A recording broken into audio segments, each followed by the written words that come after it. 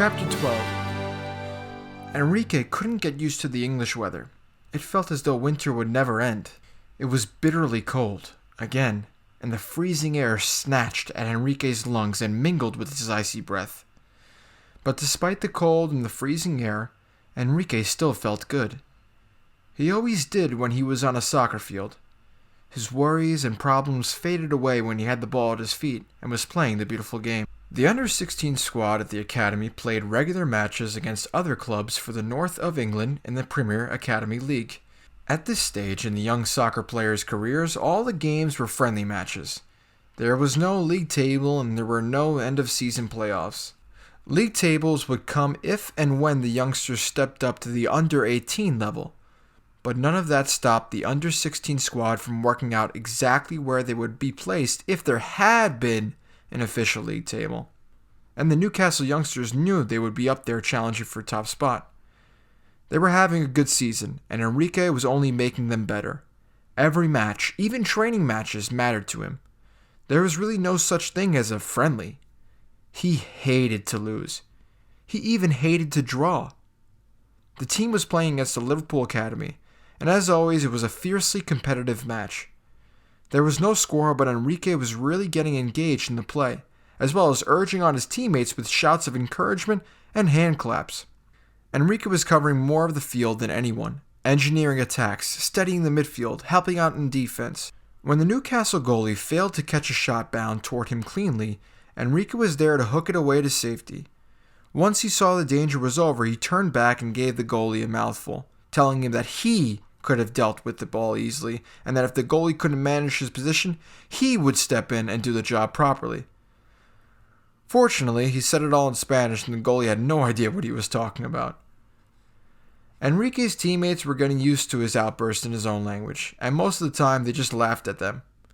That was mainly because they all admired their Spanish teammate as a player, for his stamina, his skill, and most of all, his determination.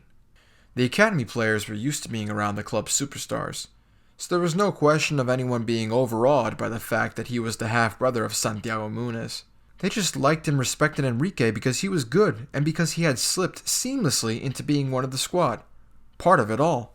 Enrique knew it, and he wished it could be the same at school. He wished he could go back to day one and start the whole thing over again. But he couldn't. As he jogged back toward the halfway lines, his thoughts suddenly drifted. The previous day at school had been horrible from the moment he'd arrived. Missing a day hadn't helped. If anything, Jake and the others had picked on him even more than usual to make up for lost time. By lunchtime, Enrique had had enough. He'd slipped out of the main gates and spent the rest of the afternoon wandering around town. But it couldn't continue that way. He knew it couldn't. "Enrique!" He didn't hear the shout.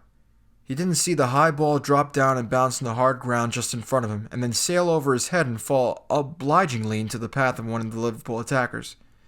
"Enrique!" He came out of the dream and for a fleeting moment thought he was somewhere else, at school.